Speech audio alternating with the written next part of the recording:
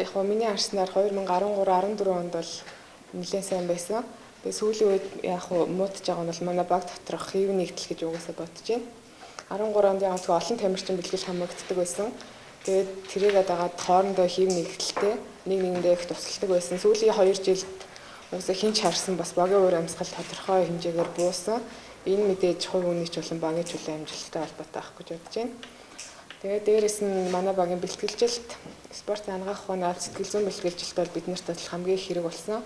Анх 7 багштай хамт 13-14 онд бол их сайн ажилласан. Энэ бол манай багийг бас нэлийн хооронд нь эвтэй найртай болгож чадчихсан. Тэгээд бас сүүлийн хэдэн жил бас тодорхой хэдэн үн дээр л анхаарсан. Бас багийн тийм уур амьсгал дээр бол нэлээд анхаараагүй гэж бодож байна.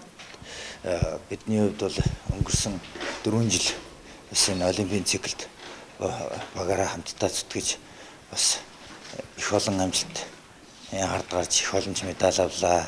Тэгээд унтчихсан байсан чөлөөтгөн эрхтэй шгшөөгийг одоо зөвхөн өргөш маань ахлах тасалжуулагч болж доороо 3 тасалжуулагчтай ингэж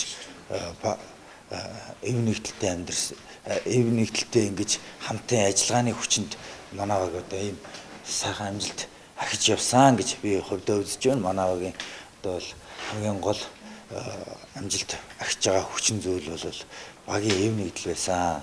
Энэ багийн эв нэгдлийг багш нар маань бас маш сайн барьж тий одоо хоорондоо хэн нэг нь муудлаа гэхэд тэрийг дотор нь өөрсөнд нь эвлүүлж зохицуулж одоо ерөөсөө ямар ч тийм асуудлыг гаргахгүй эв нэгдэлтэй байхаараа бэлтгэл сургуульд болон бүх юм дээр бид нэр маш сайн байсан. Яг гэвэл эв нэгдэлтэй байна гэдэг маань нэг нь алдаа гаргалаа гэж бодоход нөгөөх хоорондоо сайн байгаа ус чинь чиний энэ алдаа чинь дутуу байна, энэ алдаа чинь бүрэн байна.